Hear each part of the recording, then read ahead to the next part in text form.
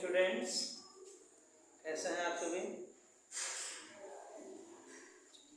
कल हमने number system में संख्या पद्धति में कल हमने कहाँ तक पढ़ा था? सहअभाज्य संख्या तक। ठीक है, कल हमने पढ़ा था सहअभाज्य संख्या तक। सहअभाज्य संख्या क्या होती है? सहअभाज्य संख्या क्या होती है एक बार देख लेते हैं। यानी जिन दो प्राकृतिक संख्याओं का महत्तम समापवर्तक एक हो वह दोनों संख्याएं सहअभाज्य संख्या। यानी जिन दो संख्याओं का HCF हमारा क्या होना चाहिए? अगर दोनों संख्याओं का HCF 1 है यानी 1 है तो हमारी क्या हो जाएगी संख्या? वो सहअभाज्य संख्या हो जाएगी। सहअभाज्य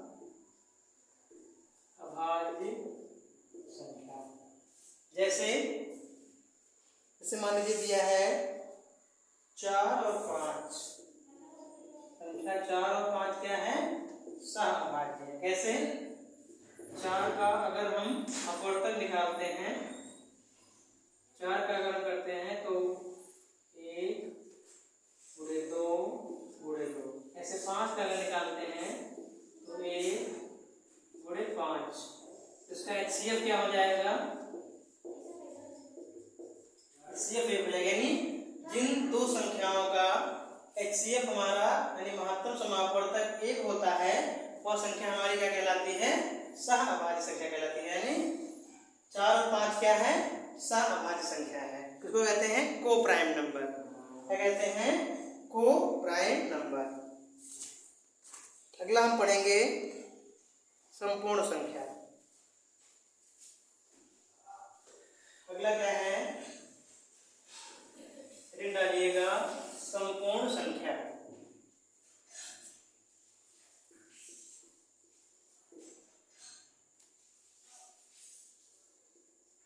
अगला क्या है? संपूर्ण संख्या। ठीक है, संपूर्ण संख्या क्या होती है? इसमें लिखेंगे वैसी प्राकृतिक संख्या। लिखिएगा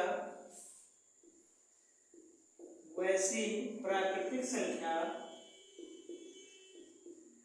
वैसी प्राकृत संख्या, वैसी प्राकृत संख्या जिसके सभी अपवर्तकों का योग, जिसके सभी अपवर्तकों का योग, जिसके सभी अपवर्तकों का योग, जिसके सभी अपवर्तकों का योग संख्या मान से दोगुना हो। अपवर्तकों का योग संख्या मान से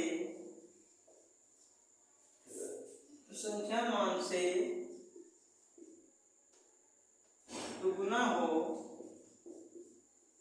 संख्या मान से दुगुना हो क्या कहलाता है?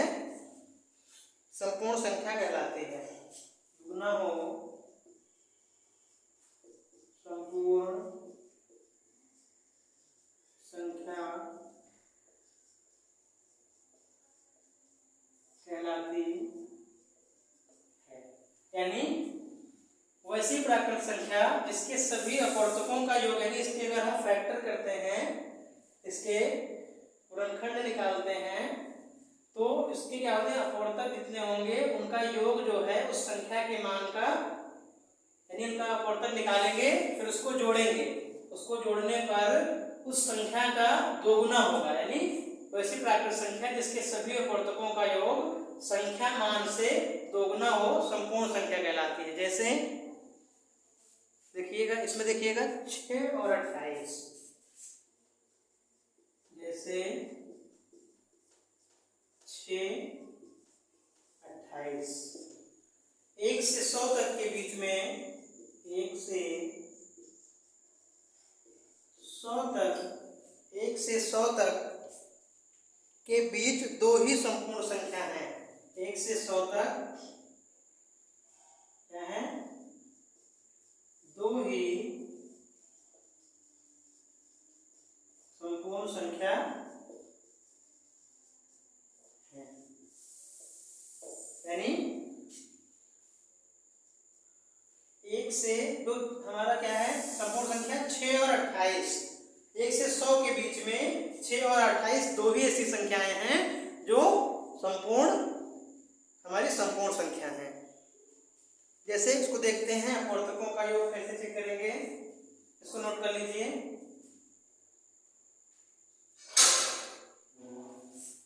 इसमें देखिएगा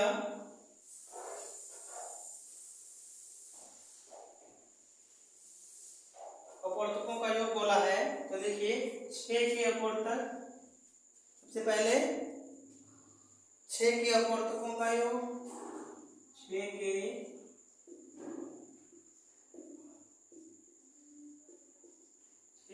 अपवर्तकों का योग। 6 के अपवर्तक कौन कौन से हो जाएंगे? 1 2 ऐड कर दें साथ में, 1 होगा, 2 होगा, 3 होगा और 6 होगा। यानी 6 के अपवर्तक कौन कौन से हो जाएंगे? 1 2 3 6। इसको अगर जोड़ेंगे तो ये 6 3 9 2 11 1 12। क्या कहा गया था कि संख्या के अपवर्तकों का योग उस संख्या के दोगुना होगा, तो दोगुना हो गया 6 दूना 12।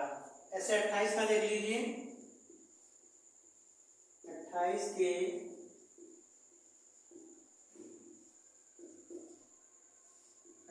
के अपवर्तकों का योग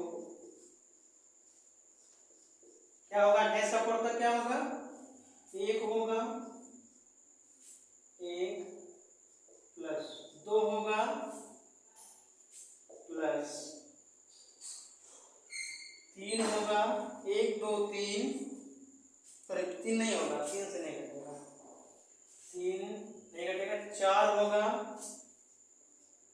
1 होगा, 2 होगा, 4 होगा, 4 7 28, 7 होगा, 7 28 और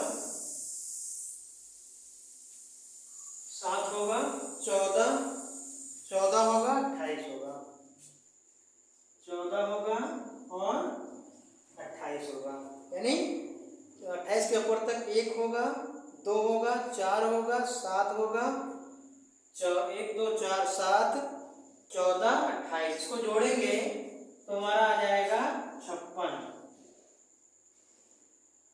8 4 12 12, 8 4 12 12 7 19 4 23 2 25 26 का 6 ऐसे 2 1 1 2 1 3 3 2 5 56। ठीक है, यानी 6 के अपवर्तकों का योग 1 2 3 6 12 और 28 के अपवर्तकों का योग 1 2 4 7 14 28। इसको जोड़ेंगे तो कितना? 56 आएगा। यानी 6 के अपवर्तकों का योग दोगुना 12 आ गया, 28 के अपवर्तकों का योग 56 आ गया। यानी इसका भी दोगुना है 56 और इसका दोगुना 12। यानी हमारा क्या है?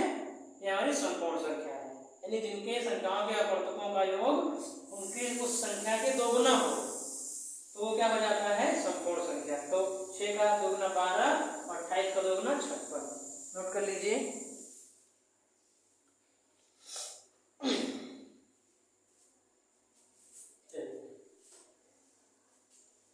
ये एक नया टर्म पढ़ेंगे। अगला एक है, अगला इसमें है, हेडिंग डालिएगा रामानुजन संख्या। अगली है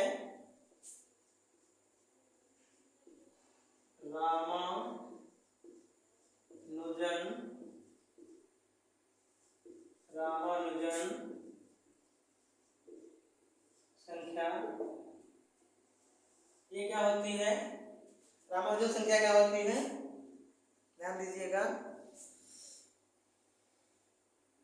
1 7 2 9, लिखिएगा 1 7 2 9,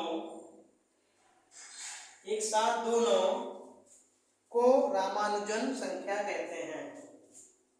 एक साथ दो नौ को रामानुजन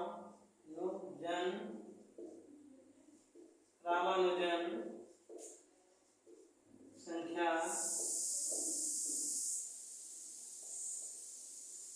कहते हैं। यानी 1729 यानी एक साथ 1729 को क्या कहते हैं? रामानुजन संख्या कहते हैं। इसमें लिखिएगा वैसी लघुत्तम प्राकृत संख्या, वैसी लघुत्तम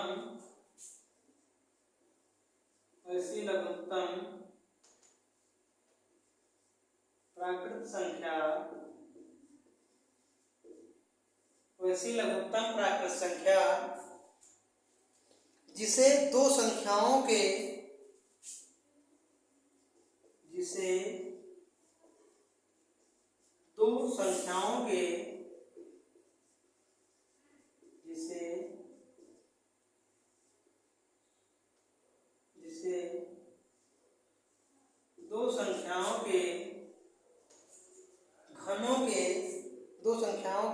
घनों के योग के रूप में, दो संख्याओं के घनों के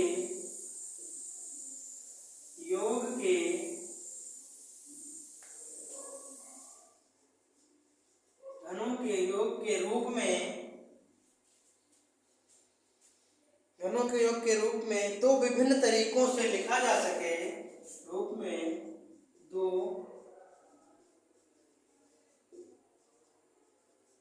विभिन्न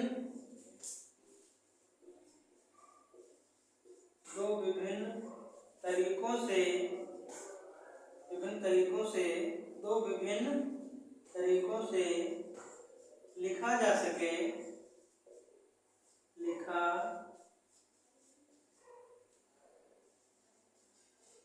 सके, रामानुजन संख्या कहलाती है।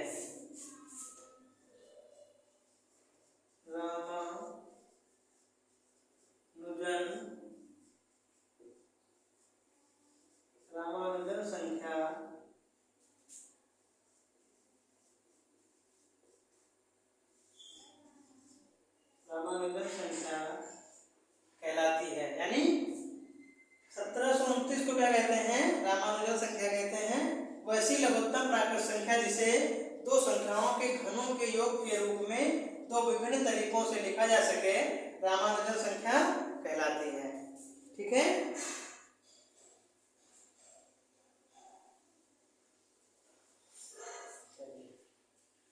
इसमें देखिएगा जैसे दिया है 1729, इसको नोट कर लीजिए।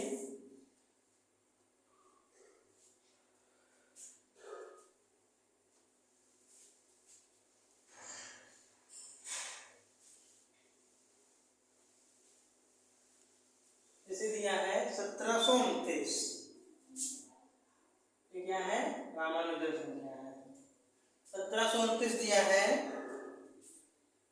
अब इसके घनों को हम क्या कर सकते हैं? दो रूप में लिख सकते हैं।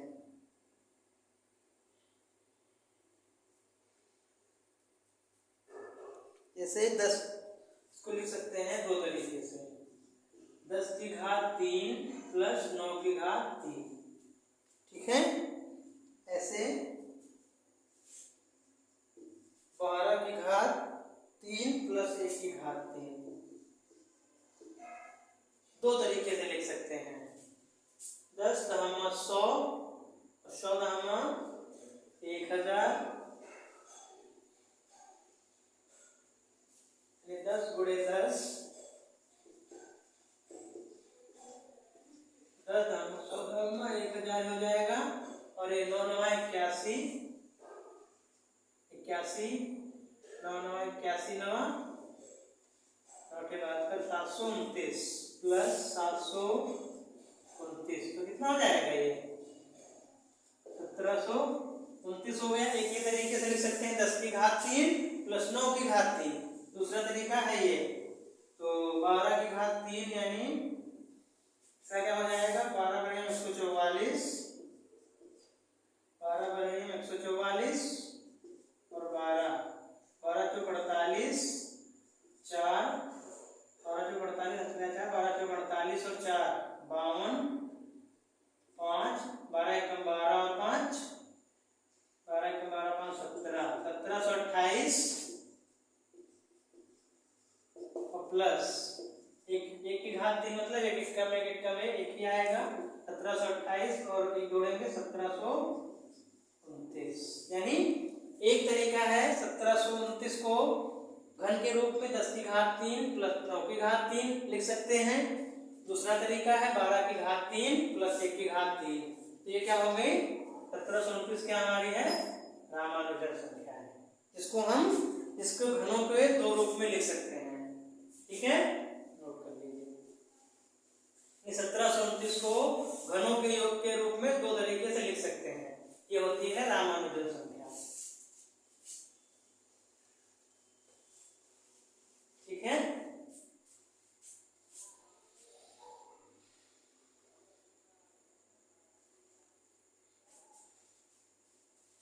ये हमारा टॉपिक इधर कंप्लीट हुआ। अब हम शुरू करेंगे स्थानीय मान। अगला हमारा टॉपिक उसी में था स्थानीय मान। क्या था? स्थानीय मान। स्थानीय मान कहते हैं प्लेस वैल्यू। स्थानीय मान यानी प्लेस वैल्यू। ठीक है, स्थानीय मान यानी क्या होता है किसी भी संख्या का जो किस प्लेस पे है वो। ऐसे होता है मान लीजिए 4 6 7 8 6। ये क्या है इकाई,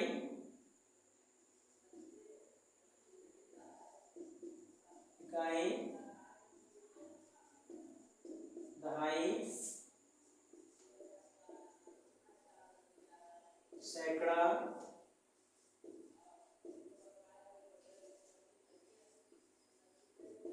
हजार। इकाई दहाई सैकड़ा हजार और ये 10,000।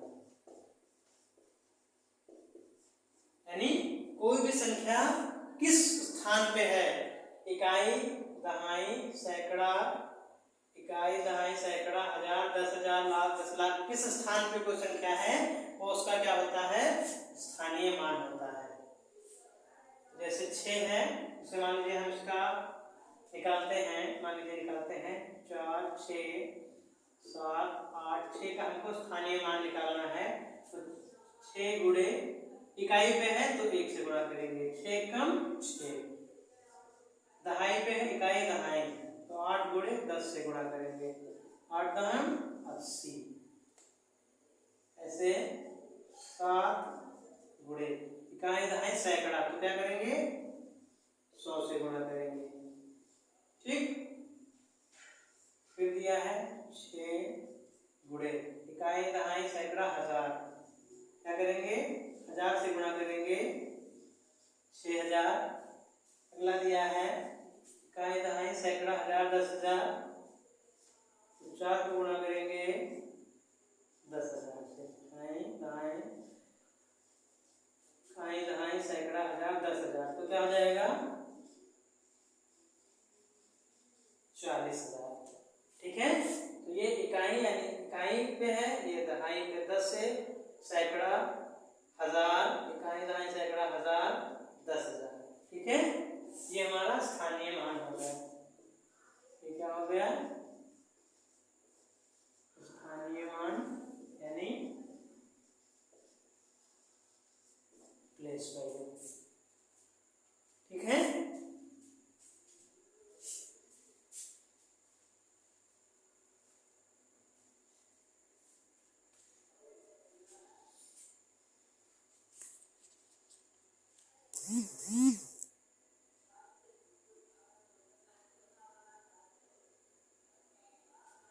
ये हो गया स्थानीय मान, जिसमें हम इकाई दहाई सैकड़ा के स्थान पर उसका मान पता करते हैं।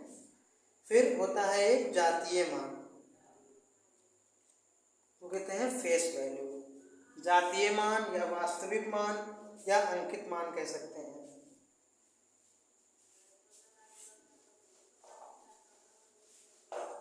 स्थानीय मान किस प्लेस पे, किस स्थान पे है, जातीय मतलब उसका फेस वैल्यू।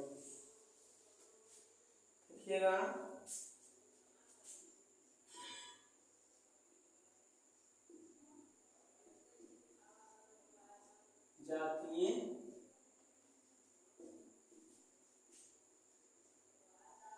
जातीय मान यानी फेस वैल्यू। ठीक है, जातीय मान यानी फेस वैल्यू। फेस वैल्यू क्या होती है, जातीय मान क्या होता है, किसी संख्या में किसी भी अंक का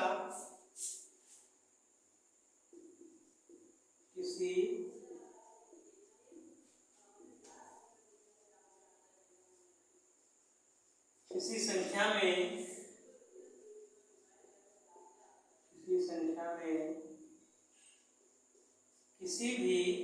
संख्या में किसी भी अंक का अंकित मान,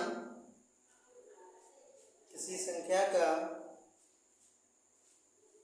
किसी संख्या में किसी भी अंक का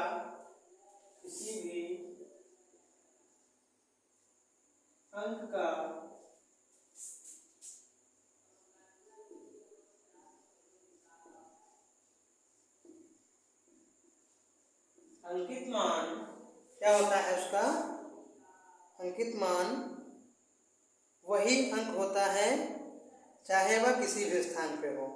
किसी भी अंक का अंकित मान वही अंक होता है, अंकित मान वही अंक होता है चाहे वह किसी भी स्थान पर हो, चाहे वह किसी भी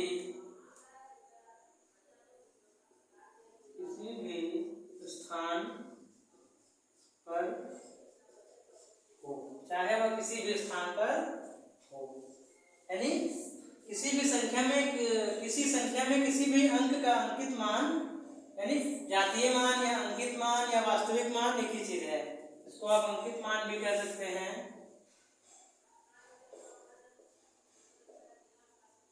अंकित मान कह सकते हैं, वास्तविक मान कह सकते हैं, यानी कोई भी हो सकता है, अंकित मान, वास्तविक मान। ठीक है, जातीय मान तो किसी संख्या में किसी भी अंक का अंकित मान वही अंक होता है चाहे वह किसी भी स्थान पर हो। यानी जैसे दिया है 6 9 6 9 4 5 4। अब इसका हमको क्या निकालना है, अंकित मान या जातीय मान कह सकते हैं।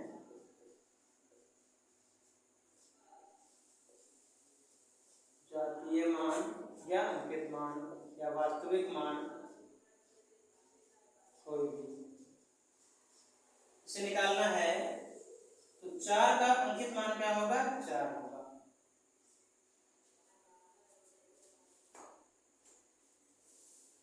4 का अंकित मान क्या होगा, 4 होगा। 5 का अंकित मान क्या होगा, 5 होगा। 4 का अंकित मान 4 होगा। 9 का अंकित मान 9 होगा। 6 का अंकित मान 6 होगा। यानी जो हमारा जातीय मान फेस वैल्यू अंकित मान वास्तविक मान होता है वह वही नंबर होता है, वो चाहे किसी भी स्थान पर हो। जो नंबर हमारा लिखा है वही हमारा अंकित मान यानी वही हमारा जातीय मान होगा। ठीक है, सेम वही नंबर होता है, इसमें कोई चेंज नहीं होता है, स्थान से कोई मतलब नहीं होता है। इसमें जातीय मान में स्थान से कोई मतलब नहीं होता, जो नंबर दिया होता है सेम वही नंबर हमारा अंकित मान या जातीय मान या वास्तविक मान या जिसको फेस वैल्यू कहते हैं होता है। ठीक है, चलिए तो अगला ये हमारा कंप्लीट हुआ। अगला हम पढ़ेंगे विभाज्यता का नियम। ठीक है, डिविजिबिलिटी रूल। कल हम पढ़ेंगे विभाज्यता का नियम। ठीक है, बाकी बाकी आप लोग रिवीजन करिएगा और कल हम विभाज्यता का नियम पढ़ेंगे। ओके।